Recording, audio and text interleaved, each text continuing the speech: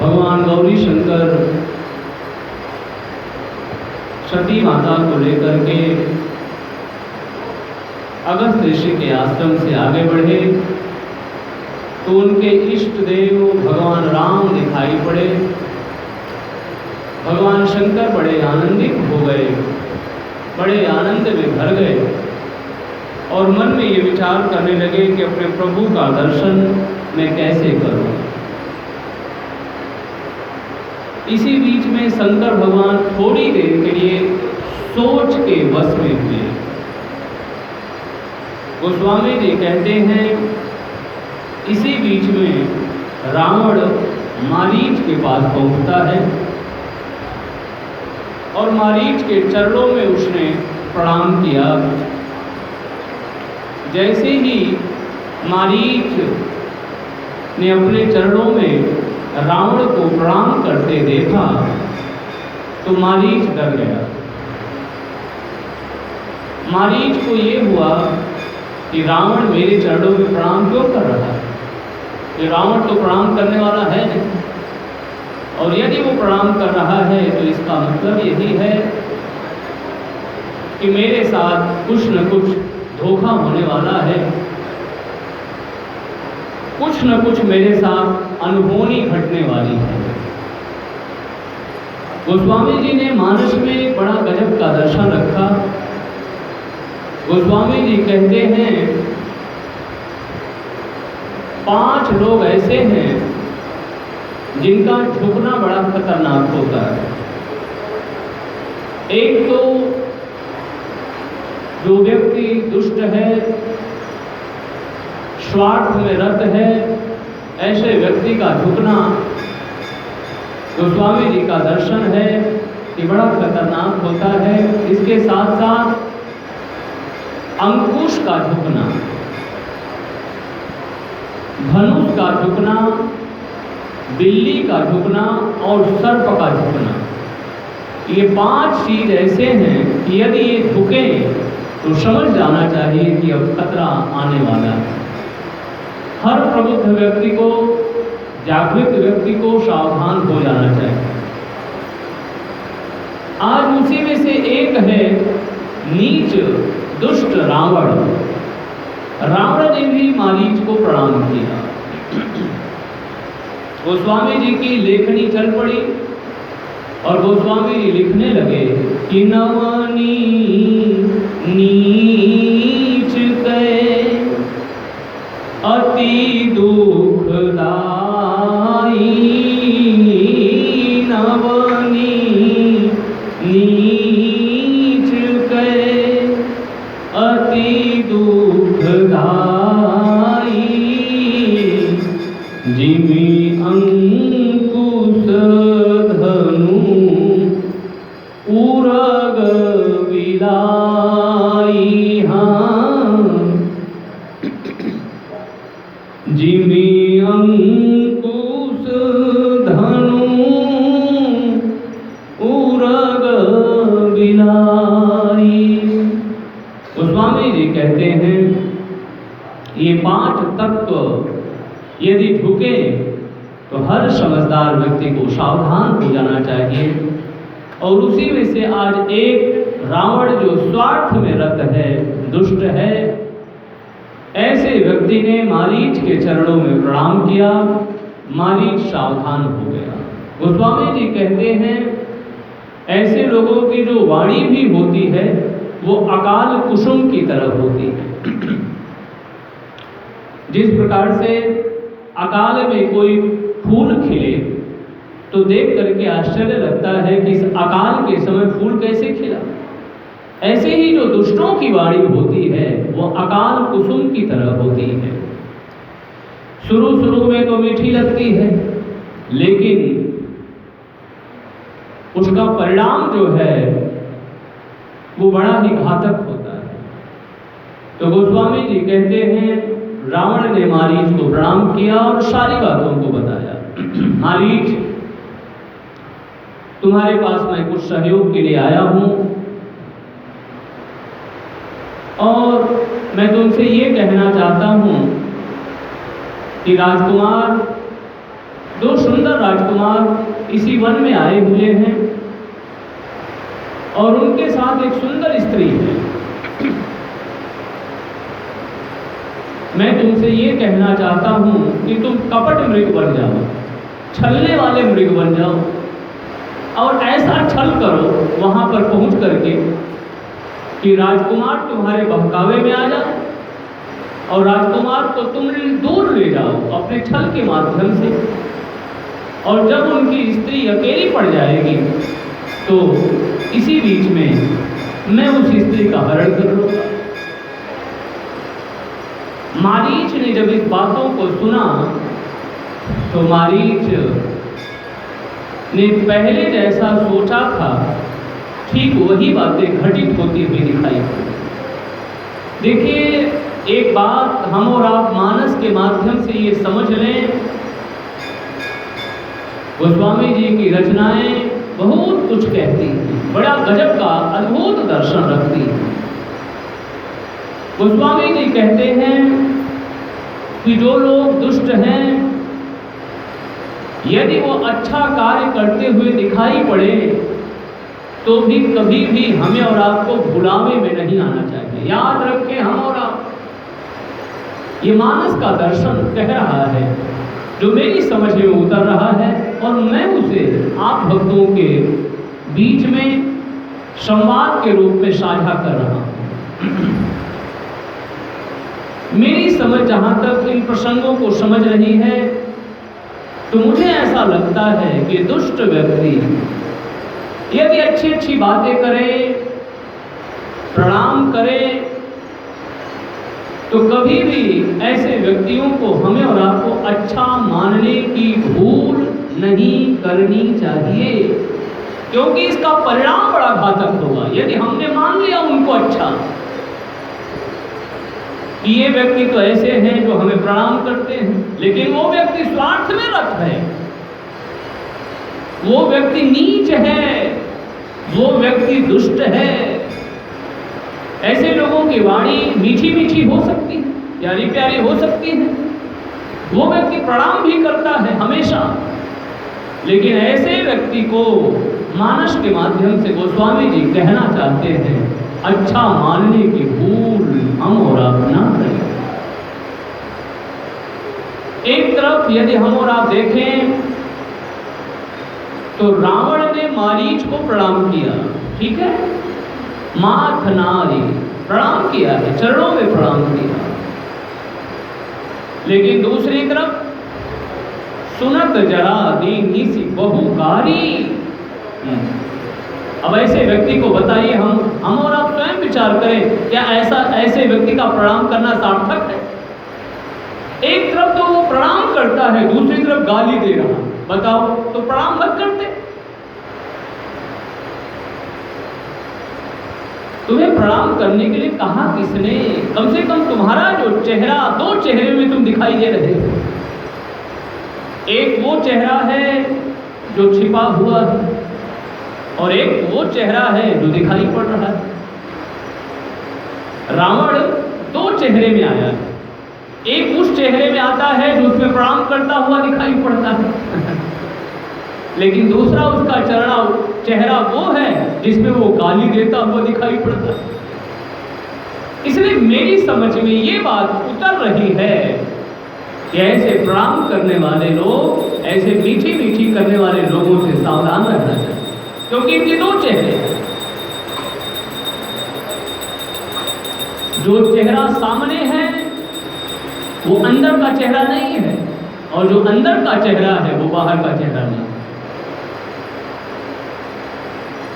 भगवत प्रेमियों, प्रभु प्रेमियों, मेरी समझ तो मुझे ये कहती है कि रावण के जैसे प्रणाम करने वाला व्यक्ति में एक छलावा है, एक प्रपंच है, एक धोखा है, एक बहुत बड़ा विश्वासघात है। रावण ने एक तरफ प्रणाम किया, दूसरी तरफ मारने के लिए राजी है, मारने के लिए तैयार है। ये जो प्रणाम शब्द है, यदि हम और आप न बहुत दूर जाएं तो एक मोटे मोटे अर्थों में थोड़ा समझने का प्रयास करें। प्रणाम शब्द बड़ा मीठा शब्द है और बड़ा श्रेष्ठ शब्द है और बड़ा दिव्य है। प्रणाम की जितनी महिमा का हम और आप गान करें वो कम है, जितनी महिमा का गान करें हम और आप वो कम है। लेकिन हमारा प्रणाम कैसे हो, ये बड़ी समझने की बातें हैं।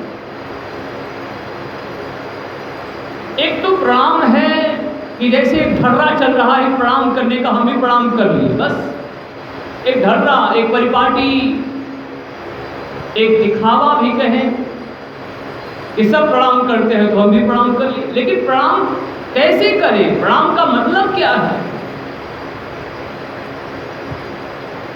कि सिर्फ हमने बड़ों को प्रणाम कर लिया तो हमारा सारा कोटा पूरा हो गया? हमने बड़ों को, लोग कहते हैं प्रणाम करना चाहिए, तो क्या हमने बड़ों को प्रणाम कर लिया तो हमारा सारा कोटा पूरा हो गया? संवाद के रूप में हम और आप एक दूसरे से समझें और पूछें। प्रणाम का अर्थ है कि जिसको हमने प्रणाम किया अब उसके हम मनसा वाचा कर्मणा एक हो जाए। यदि इतना नहीं भी हो सकते तो भी उसकी बात को स्वीकार करें, उसकी बात को माने, उसकी बात की अवहेलना न करें, उसकी बात को काटे नहीं। उसने जो बात कह दिया उसे स्वीकार करिए। एक तरफ तो हम प्रणाम भी करते हैं, दूसरी तरफ अपनी मनमानी करते हैं। फिर वो प्रणाम करना कहाँ का प्रणाम करना रहा? एक तरफ हमने प्रणाम किया, दूसरी तरफ उनकी सेवा के लिए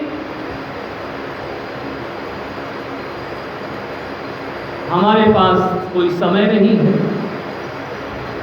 परम श्रद्धेय, परम आदरणीय ब्रह्मलीन डोंगरे बाबा बड़ी प्यारी बात कहते थे। डोंगरे जी महाराज कहते थे कि हमारे प्रणाम करने का मतलब ये है कि अब हमने सिर और माथा आपको समर्पित कर दिया। ठीक है, हमने हाथ से प्रणाम किया तो हमने हाथ अब आपकी सेवा में रहेंगे। हमने सिर से प्रणाम किया, ये सिर हमेशा, अब आप जो कहेंगे उसको मैं स्वीकार करूँगा। तो कहने का तात्पर्य यह है कि बस कभी कभी ये है कि हमने बस प्रणाम कर लिया तो माता पिता कह रहे हैं बेटा एक गिलास पानी तो दे दे, अब हम दूर खड़े रहे, हमने प्रणाम कर लिया। उस प्रणाम का मैं पूछना चाहता हूँ क्या अर्थ है, कोई मुझे बताए उस प्रणाम का अर्थ क्या निकला? प्रणाम का अर्थ है सेवा, प्रणाम का अर्थ है उसकी आज्ञा में रहना। और अगर सेवा और आज्ञा में नहीं है तो मुझे कहने दो, ऐसा प्रणाम एक छलावा है, ऐसा प्रणाम एक धोखा है, ऐसा प्रणाम एक विश्वासघात है। ऐसे प्रणाम करने वालों से मैं कहूँगा आप प्रणाम ना करते तो अच्छा रहता। लेकिन ये जो दुष्ट लोग होते हैं, स्वार्थी लोग होते हैं, वो प्रणाम करते ही हैं, भले कुछ कहो। तो प्रभु प्रेमियों, ऐसे लोगों से बच करके रहें। तो यहाँ पर गोस्वामी जी का ये दर्शन है। रावण मारीच के पास आया, मारीच को प्रणाम भी किया और मारीच ने एक सुंदर सीख दिया, भैया आप मुझे प्रणाम करते हो तो मुझे आशा है आप मेरी बात स्वीकार करो। आप जिसके लिए ये कह रहे हो कि आप उनसे छल करो, कपट मृग बनो, उनके लिए मैं एक बात आपको कहना चाहता हूँ। ते नर रूप चराचर ईसा, वो नर रूप में साक्षात ईश्वर है चराचर के। दूसरी बात मैं आपसे ये कहूँ भगवान के लिए कि मारे मरे जियाए जीते, भगवान मारे तो मरे और जिलाए तो व्यक्ति जिए, ये वही है। और उसने अपने पहले इतिहास को भी रखा कि मुनि मखरा खन गयो कुमारा, यही कुमार थे। जिस कुमार की बात आज आप मुझे कह रहे हो कि जाकर के उनके साथ छल करो, मैं उनके बारे में कुछ कहना चाहता हूँ आपसे, और मैं जानता हूँ कि आपने मुझे प्रणाम किया है तो आप मेरी बात मानेंगे। क्योंकि आप मुझे बड़ा मान करके आप मुझे प्रणाम कर रहे हैं, तो मैं बड़े होने के नाते आपको कुछ सीख देना चाहता हूँ, आपसे कुछ विनती करना चाहता हूँ, विनय करना चाहता हूँ, कुछ अच्छी बातें कहना चाहता हूँ। और मैं आपको यही कहूँ कि आप ऐसे से विरोध मत करिए, क्योंकि ऐसे परम सामर्थ्यवान ईश्वर से आप विरोध करेंगे तो आप उनसे पार नहीं पाएंगे। अब देखिए, एक तरफ रावण ने प्रणाम किया, लेकिन दूसरी तरफ जैसे ही मारीच ने कुछ अच्छी बातें कही, बड़े व्यक्ति ने छोटे को कहा बेटा ऐसा गलत काम मत कर, लेकिन बड़ा व्यक्ति जो छोटा व्यक्ति था उसका उग्र रूप बाहर आ गया। प्रणाम करने वाला रूप दूसरा था, लेकिन जब उसकी बात नहीं मानी जा रही है तो उसका अंदर का जो भयंकर रूप है, उग्र रूप है, वो बाहर आ गया। उसने जैसे ही मारीच की बात को सुना तो गोस्वामी जी कहते हैं सुनत जरा दीनी सी बहुगारी, बहुत गाली देने लगा। गोस्वामी जी कहते हैं ऐसे लोगों की जो प्रीति होती है ना, जैसे आकाशीय बिजली आपने और हमने देखा है वर्षा ऋतु में, आकाशीय बिजली बहुत सीमित होती है, थोड़ी देर के लिए वो आसमान में दिखाई देती, फिर वो छिप जाती है। ऐसे ही जो लोग स्वार्थी होते हैं, दुष्ट लोग होते हैं, नीच व्यक्ति होते हैं, उनका जो प्रेम होता है वो सिर्फ अपना काम बनाने के लिए थोड़ी देर के लिए होता है, फिर उनका काम अगर बनते हुए नहीं दिखाई पड़ता तो उनका उग्र रूप, उनका भयंकर रूप फिर सामने प्रकट हो जाता है। बोले वृंदावन बिहारी लाल की जय। तो प्रभु प्रेमियों, भगवत प्रेमियों, आज मारीच को उसने बड़े कसकर की फटकार लगाई और मारीच को कहा मारीच यदि तुम मेरी बात नहीं स्वीकार करोगे तो मैं अपने कराल कृपाण से तुम्हारा वध कर दूंगा। मारीच ने देखा मरना दोनों तरफ है, इधर भी रहूंगा तो भी मरूंगा, उधर भी जाऊंगा तो भी मरूंगा, तो क्यों न भगवान के ही हाथों मरूं। किसी ने मारीच से पूछा कि मारीच मारने के लिए जब रावण खड़ा है तो इसी के हाथों मरो, इतनी दूर की यात्रा क्यों करते हो। तो मारीच का जवाब बड़ा प्यारा था। मारीच कहता है दुष्ट व्यक्ति की प्रसन्नता और दुष्ट व्यक्ति का क्रोध ये दोनों ही बड़े घातक हैं, लेकिन मेरे ठाकुर, मेरे कन्हैया, मेरे राम, राघव, राजा राम की प्रसन्नता का तो जवाब ही नहीं। हमारे राम जब प्रसन्न होते हैं ना तो साहब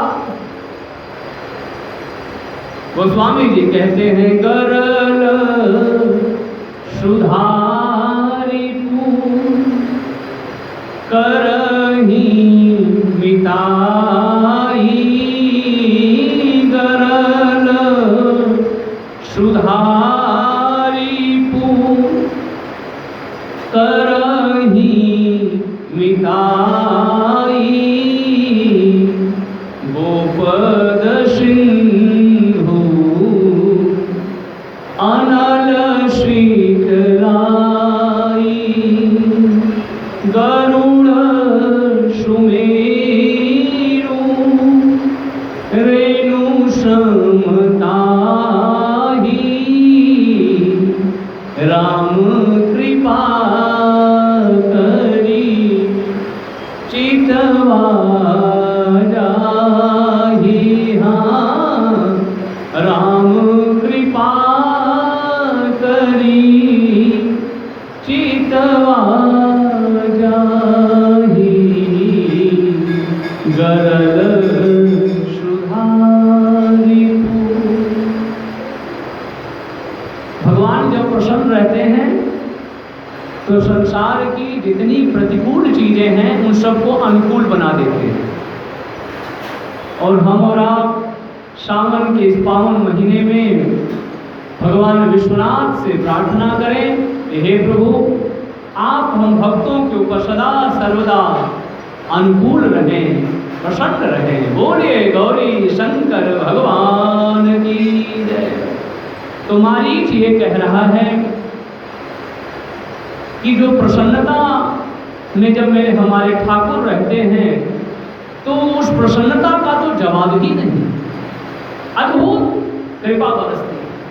लेकिन हमारे ठाकुर जब क्रोध करते हैं ना, तो क्रोध में भी हमारे ठाकुर के रग रग से सिर्फ कृपा बहती है, सिर्फ कृपा बहती है। बोले बांके बिहारी लाल की जय। आज तक या आगे भी कभी हमने और आपने ऐसा सुना कि भगवान ने किसी का वध किया और वो नरक में गया? कभी हमने और आपने ऐसा सुना? उसका पतन हुआ, वो दुर्गति को प्राप्त हुआ? हमारे राम ने, हमारे कृष्ण ने, हमारे मोहन ने, हमारे महादेव ने अगर किसी को मारा तो उसे तार दिया, उसका उद्धार कर दिया, उसको नई दिशा दे दिया, उसको अद्भुत लोक में पहुंचा दिया। तो मारीच यही सोच रहा है, मैं इस दुष्ट के हाथों क्यों मरूं? मेरे राम तो जब प्रसन्न होते हैं तो पता नहीं क्या क्या देते हैं, और मेरे राम जब क्रोध में रहते हैं तो भी सिर्फ निर्माण छोड़ करके और कुछ नहीं देते। ऐसे दयालु राजा रामचंद्र भगवान की जय हो, जय हो। तो मारीच कहता है, निर्वाण दायक क्रोध जाकर भगति अवसहि बस करी, निर्वाण दायक क्रोध जाकर। तो आगे चल करके मारीच ने छल किया, भगवान श्री सीताराम जी को दूर ले गया। इसी बीच में रावण आया, सीता माता का उसने हरण किया। लेकिन सीता माता का जो हरण किया है, थोड़ा सा एक प्रणाम की बात और आ रही है, उसे भी हम और आप समझते हुए भी आगे बढ़े। जैसे ही रावण ने सीता माता का हरण किया, गोस्वामी जी कहते हैं सीता माता को भी रावण ने प्रणाम किया। गोस्वामी जी की रचना देखिए, क्या गजब की रचना, अद्भुत अद्भुत परम अद्भुत। लेकिन गोस्वामी जी से पूछा गया कि रावण प्रणाम करते हुए दिखाई तो नहीं पड़ रहा, और आप कह रहे हैं रावण ने जगत जननी जगदम्बा पाराम्बा राजराजेश्वरी त्रिपुर सुंदरी भगवती पाराम्बा सीता माता को प्रणाम किया। कहाँ प्रणाम किया? तो गोस्वामी जी से पूछा गया, तो गोस्वामी जी कहते थोड़ा गहराई में चल करके देखो, रावण ने सीता माता को प्रणाम किया, और मुझे कहने में बड़ी प्रसन्नता है, ऐसा प्रणाम सार्थक है, ऐसा प्रणाम श्रेष्ठ है। रावण का वो वाला प्रणाम की मैं निंदा करता हूं, भर्त्सना करता हूं, लेकिन मैं रावण के इस प्रणाम की वंदना करता हूं। रावण ने कैसा प्रणाम किया? तो गोस्वामी जी कहते हैं सीता माता का हरण कर रहा है, लेकिन मन ही मन मां को प्रणाम कर रहा है। मन माहु बंदी चरण सुख माना, मन माहु बंदी, मन ही मन मां के चरणों को उसने प्रणाम किया, और बड़े सुख के आनंद में वो भर गया। मन महु बंदी चरण सुख माना। मुझे ये बात कुछ इस रूप में समझ में आती है, कभी कभी किसी को हम सामने से आकर के प्रणाम करते हैं, और कभी कभी किसी को हम मन से प्रणाम करते हैं। आपसे मैं पूछना चाहता हूँ, मैं स्वयं भी इसमें खड़ा हूँ, हम और आप आपस में विचार करें, जब हम मन से प्रणाम करते हैं किसी को और किसी को प्रत्यक्ष में प्रणाम करते हैं, तो अगर दो भाग कर दिए जाएं, तो मुझे ये पूछना है कौन सा पलड़ा भारी होगा? मन वाला प्रणाम वाला भारी होगा कि प्रत्यक्ष जो हमने प्रणाम किया वो पलड़ा भारी होगा? तो आप सब लोग कहेंगे कि जो मन से प्रणाम किया है वो पलड़ा भारी होगा। क्यों? इसलिए क्योंकि उस मन के प्रणाम में कोई छलावा, कोई दिखावा, कोई प्रपंच नहीं है, उसमें एकमात्र केवल प्रेम है, केवल श्रद्धा है, सिर्फ श्रद्धा है, प्रेम है और कुछ भी नहीं। तो प्रभु प्रेमियों, भगवत प्रेमियों, ये मन वाला प्रणाम बहुत श्रेष्ठ है। वैसे हम और आप प्रत्यक्ष भी प्रणाम करें, वो भी श्रेष्ठ है, वो भी अद्भुत है, लेकिन ये मन वाला जो प्रणाम है ये भी बहुत श्रेष्ठ है, ये परम अद्भुत है भगवत प्रेमियों। तो इस प्रकार से सीता माता को रावण ने मन ही मन प्रणाम किया और सीता माता का हरण किया है। गोस्वामी जी कहते हैं सीता माता का हरण करके रावण लेकर के चला गया और उसके बाद लक्ष्मण भैया राम जी के पास पहुंचे। जब लक्ष्मण भैया राम जी के पास पहुंचे तो भगवान राम लक्ष्मण भैया को पूछा, कहे लक्ष्मण तुम सीता को जंगल में अकेली छोड़ करके चल जाए, मैंने तुमको कहा था कि जंगल में बहुत सारे कष्ट हैं, विघ्न हैं। लक्ष्मण भैया ने सारी बात को बताया कि प्रभु मैंने सीता माता को बहुत ढांढस दिया, हिम्मत दिया, बहुत उनको मैंने कहा कि भृकुटि विलास सृष्टि लय होई, सपने संकट परई की सोई। मैंने आपके बारे में सब कुछ कहा, लेकिन सीता माता ये सुनते सुनते बोल पड़ी, मरम वचन जब सीता बोला, मरम वचन जब सीता बोला, तो हरि प्रेरित लक्षी मन मन डोला, तो हरि प्रेरित लक्षी मन मन डोला। भगवान राम कहते हैं चलो लक्ष्मण, अब जो होना था वो तो हो ही गया, लेकिन मेरे मन में ऐसी बातें आ रही हैं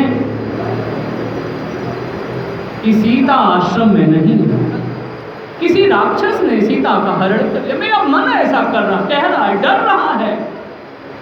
देखिए प्रभु प्रेमियों, एक बात हम और आप समझ लें, अपने लोगों को लेकर के हर व्यक्ति बहुत डरता है, हर व्यक्ति बहुत डरता है। इसलिए कवि शिरोमणि कवि कुलगुरु कालिदास जी ने कहा है सूक्ति में, अभिज्ञान शाकुंतलम में, कि अति स्नेही पाप संग। जो अत्यंत स्नेह करने वाला लोग होते हैं ना, अपने लोगों से हम अत्यंत स्नेह करते हैं, हम हमेशा डरते रहते हैं। तो भगवान राम कहते हैं लगता है कि आश्रम में सीता नहीं है, चलो लक्ष्मण चल करके देखें। जैसे ही भगवान आए और भगवान ने देखा कि सीता आश्रम में नहीं है, तो भगवान जैसे एक विरही व्यक्ति रोए वैसे मेरे राम रोने लगे। गोस्वामी जी यहाँ पर एक बड़ी सुंदर चौपाई रखते हुए कहते हैं, कबहू जोग वियोग न जागे, देखा प्रगट विरह दुख ताके। मेरे राम के जीवन में कभी ना दुख देखा गया न कभी सुख देखा गया, लेकिन आज वही राम प्रत्यक्ष में रो रहे हैं सीता के लिए। फिर गोस्वामी जी ने हम सांसारिक भक्तों को सावधान किया, कहीं इस रोने को सही रोना मत मान लेना। बोलिए गोस्वामी तुलसीदास जी महाराज की जय। कहीं इस रोने को सही रोना मत मान लेना। मेरे राम की सहज स्थिति क्या है?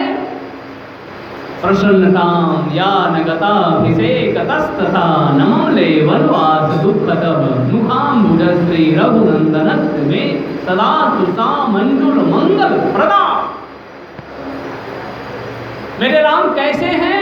मेरे राम है मंगल भवन अमंगल हारी। जहाँ सिर्फ प्रसन्नता है, जहाँ सिर्फ सहज आनंद है, सिर्फ सच्चिदानंदमय है मेरे राम। राम कभी रोते नहीं। राम जी, मेरे राम हमेशा प्रसन्न रहते हैं।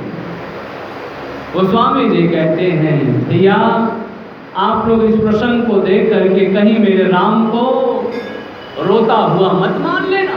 क्यों? क्योंकि गोस्वामी जी ने तब तक एक बहुत गजब का दोहा रख दिया। गोस्वामी जी बोल पड़े कि मेरे राम के जो चरित्र हैं वो परम विचित्र है, और परम विचित्र को ऐसे समझा नहीं जा सकता। इनको तो हम तब समझें जब बहुकाल करिय सत्संगा। भगवान तब समझ में आए जब बहुकाल सत्संग करो साहब। मेरे राम को कोई समझ नहीं सकता, मेरे कृष्ण को कौन जान सकता, मेरे महादेव को, मेरी भवानी दुर्गा को। जीवन के सारे संशय, सारे जितने भी कुविचार हैं वो जीवन के तब दूर हो जब बहुकाल करिय सत्संगा। जब बहुत काल तक हम और आप सत्संग करते हैं तब जाकर के जीवन के सारे कुविचार नष्ट हो जाते हैं। तो गोस्वामी जी ने गजब का दोहा रख दिया। गोस्वामी जी कहते हैं मेरे राम को इस तरह से रोते हुए देख करके रोता हुआ मत मान लेना। क्यों? क्योंकि अति विचित्र रघुपति चरित जान ही परम सुजान। जे मति मंद विमोहवश हृदय धरहि कछुआन। जो लोग विशेष मतिमंद वाले लोग हैं वो मेरे राम के चरित्र को देख करके कुछ का कुछ समझ लेते हैं, ये उनकी बुद्धि की बलिहारी है। मेरे राम का स्वरूप कैसा है वो आगे दिखाई पड़ गया। जैसे ही मेरे राम को रोता हुआ देखा शंकर भगवान ने तो शंकर भगवान बोल पड़े जय सच्चिदानंद जग पावन अस कहीं चले मनोजन सावन। अब हम और आप विचार करें, किसी का सेवक रोए और स्वामी हंसे, ये बात क्या समझ में बात आती है? भगवान शंकर कहते हैं भगवान राम मेरे स्वामी हैं और मैं उनका सेवक हूँ। अच्छा सेवक जो होता है वो स्वामी की प्रसन्नता में ही अपनी प्रसन्नता मानता है। तो ऐसी बातें नहीं है कि राम जी रो रहे हैं और शंकर भगवान हंस रहे हैं, बल्कि यहाँ पर बात यही है कि भगवान राम हंस रहे हैं इसलिए भगवान शंकर भी उन्हें हंसते हुए देख रहे हैं। भगवान राम की सहज स्थिति यही है। जय सच्चिदानंद जग पावन अस कहि चले मनोजन सावन। तो प्रभु प्रेमियों, भगवत प्रेमियों, भगवान की महिमा बड़ी अद्भुत, बड़ी दिव्य और बड़ी श्रेष्ठ है। भगवान को हम और आप बार बार भगवान को सुने समझे तो फिर भगवान की जो अद्भुत महिमा है उससे हम और आप परिचित हो जाएंगे। बोलिए श्याम रामचंद्र भगवान की।